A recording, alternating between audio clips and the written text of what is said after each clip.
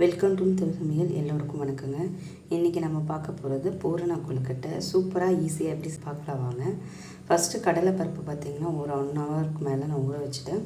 நீங்கள் ஞாபகம் இருந்தது முன்னாடியே ஊற வச்சிங்கன்னா சீக்கிரம் நம்ம ஓப்பன்லேயே வேக வைக்கலாம். அப்படி இல்லைன்னா குக்கரில் ஒரு 5-6 விசில் விட்டு எடுத்துக்கலாம். இப்போ நான் அதை குக்கரில் வச்சுட்டு காமிக்கிறேன். இப்போ பார்த்திங்கன்னா கடலை பருப்பில் 1 கப் அளவு தண்ணி ஊற்றிருக்கேன். நம்ம இப்போ ஒரு 4-5 விசில் விட்டு எடுத்துக்கலாம். இல்லை நீங்கள் ஓப்பன் குக்கிங்கில் வச்சு பண்ணுறதா இருந்தால் பண்ணிக்கலாம். நம்மளுக்கு நல்லா மசியணும், அவ்வளோதான். இப்போ பார்த்திங்கன்னா நான் மாவு 1 கப் அளவு எடுத்துக்கேன். இது பார்த்திங்கன்னா இடியாப்ப மாவு நான் எடுத்தது.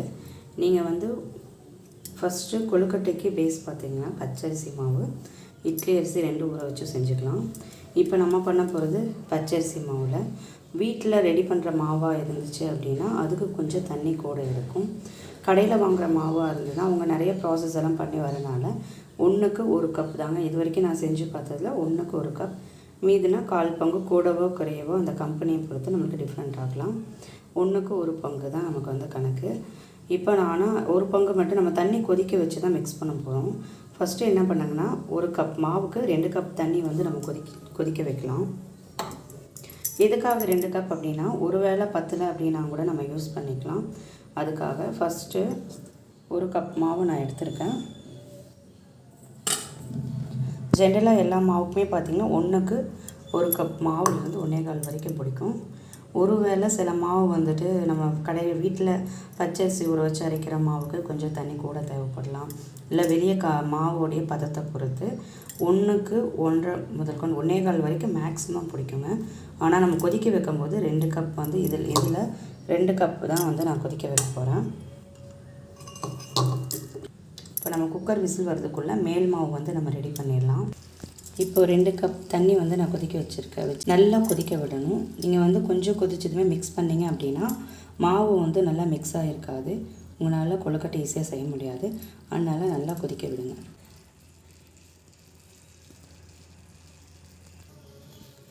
இப்போ இந்த மாவில் ஒரு பிஞ்ச் அளவுக்கு உப்பு மட்டும் ஆட் பண்ணிக்கலாம். இதிலே பார்த்திங்கன்னா நான் ஒரு 1 டேபிள் ஸ்பூன் அளவுக்கு நல்லெண்ணெய் விட்டுருக்கேன். நீங்கள் நெய் கூட ஆட் பண்ணிக்கலாம். இப்போ இதை நல்லா மிக்ஸ் பண்ணி விட்டுட்டு தண்ணி கொதிச்சதுக்கப்புறம் நம்ம இதில் ஆட் பண்ணணும்.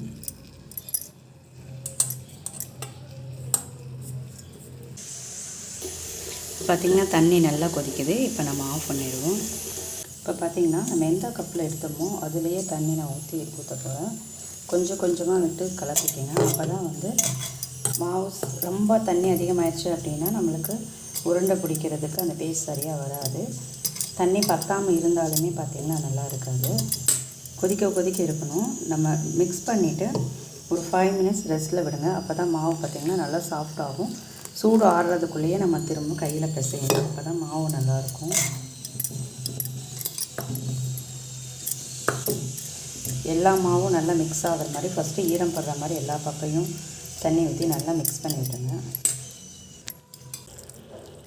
கரெக்டாக இப்போ பார்த்திங்கன்னா நான் 1 கப் தண்ணி உள்ளே ஊற்றிருக்கேன். இப்போ நான் மாவு எல்லாத்தையும் நல்லா மிக்ஸ் பண்ணியிருக்கேன். ஒரு 5 மினிட்ஸ் பார்த்திங்கன்னா இப்படியே அந்த மாவை எதுவும் பண்ண வேண்டாம். 5 மினிட்ஸ் நம்ம கவர் பண்ணி வச்சுருவோம். இப்போ ரெஸ்ட்டில் விடுங்க. அப்போ தான் என்னாகும் மாவு நல்லா ஈஸியாக பிசைகிறதுக்கு வரும். ரொம்ப நேரம் விட்டுறாதீங்க. 5 மினிட்ஸ் மட்டும். அந்த சூடு இருக்கும்போதே நம்ம கையில் நல்லா பிசையும் போது மாவு எல்லாம் நல்லா ஒன்றா சேர்ந்து நல்லா சாஃப்டாக இருக்கும். அதில் நான் 2 ஏலக்காய் எடுத்திருக்கேன். நான் இன்றைக்கி எடுத்துருக்கிற மாவோட அளவு கம்மி, அதுக்கு தகுந்த மாதிரி எடுத்திருக்கேன். இப்போ 1/4 கப் அளவுக்கு தேங்காய். இது 2த்தையும் நம்ம அரைச்சிட்டு வந்துடுவோம். இப்போ குக்கர் பார்த்திங்கன்னா கடலைப்பருப்பு வச்சுட்டு நல்லா வெந்துருச்சு. மசிச்சிங்கனாலும் நல்லா மசிச்சிடும். இந்த தண்ணி மட்டும் கொதிக்க விட்டுட்டோம்னா மசிச்சு விட்டுடலாம். பருப்பு நல்லாவே வெந்துருச்சு. இந்த தண்ணி மட்டும் லைட்டாக இழுக்கட்டும். இப்போ வெல்லம் பார்த்திங்கன்னா 1 கப்பு பருப்பு எடுத்திருக்கேன் அப்படின்னா நீங்கள் அதில் 3/4 அது கூட ஒரு 1/4 கப் சேர்த்து 1.25 கப் பக்கம் எடுத்துக்கலாம். அப்போ ஸ்வீட்டுக்கு சரியாக இருக்கும். இப்போது வெல்லம் உங்களுக்கு டஸ்ட்டாக இருக்குது அப்படின்னா அதில் கொஞ்சம் தண்ணி ஊற்றி கொதிக்க வச்சு வடிகட்டுக்குங்க. இப்போ நான் நாட்டு சர்க்கரை சேர்த்த போகிறேன். அதில் டஸ்ட் எதுவும் கிடையாது. அதனால் பார்த்திங்கன்னா நான் அப்படியே ஆட் பண்ண போகிறேன். இப்போ இந்த தண்ணி கொஞ்சம் கொதிக்கட்டும்.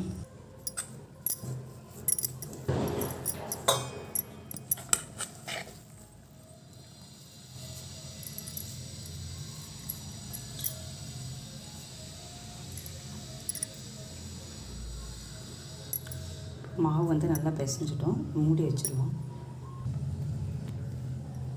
இந்த மாவில் லைட்டாக கொஞ்சம் எண்ணெய் சேர்த்துக்க வச்சுருங்க. இட்லி பாத்திரத்தில் தண்ணி வச்சுருக்கேன். இது மாதிரி தட்டு ஒன்று இருந்தால் போட்டுக்கோங்க. இது மேலே நீங்கள் எண்ணெயோ நெய்யோ தடவிட்டு அப்படியே கொழுக்கட்டை வைக்கலாம். நான் இப்போ வந்து இட்லி துணி போட போகிறேன். இல்லை இட்லி துணி நீங்கள் போட்டுக்குங்க. இப்போ நல்லா ஒரு 5 நிமிஷம் பார்த்திங்கன்னா வேகட்டும். எப்போவுமே ஆவியில் வேக வைக்கிற எல்லா ஐட்டம் பார்த்திங்கன்னா தண்ணி நல்லா கொதிச்சதுக்கப்புறம் நீங்கள் வச்சிங்கன்னா தான் அது சரியாக வந்து வேகும். அதே சமயம் பார்த்திங்கன்னா நல்லா சாஃப்டாக இருக்கும். இப்போ பருப்பு பார்த்திங்கன்னா நல்லா வெந்துருச்சு. இப்போ நான் வெல்லத்தை வந்து இதில் சேர்த்த போகிறேன். இது கூட தேங்காய் பல்லாக கட் பண்ணி சின்ன சின்ன பீஸாக கட் பண்ணி நெய்யில் வறுத்து ஆட் பண்ணலாம்.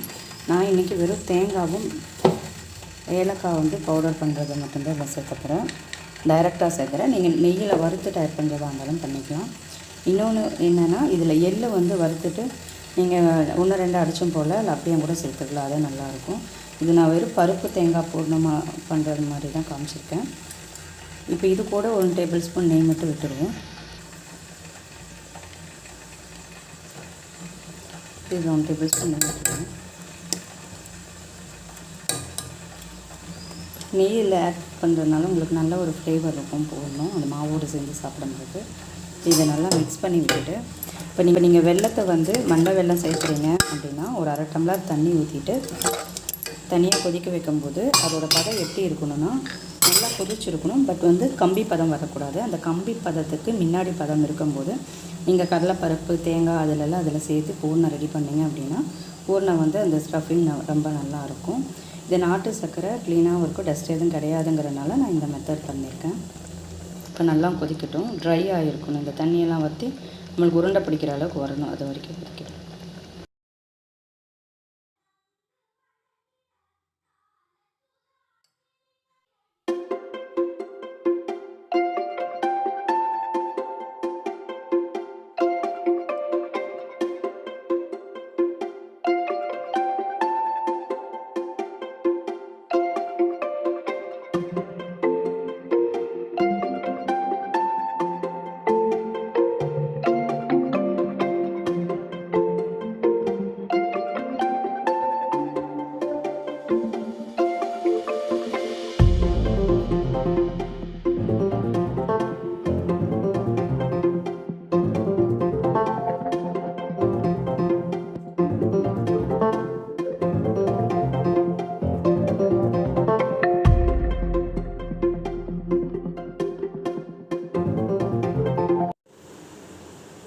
சூப்பரான பூர்ண கொழுக்கட்டை ரெடி ஆகிடுச்சுங்க.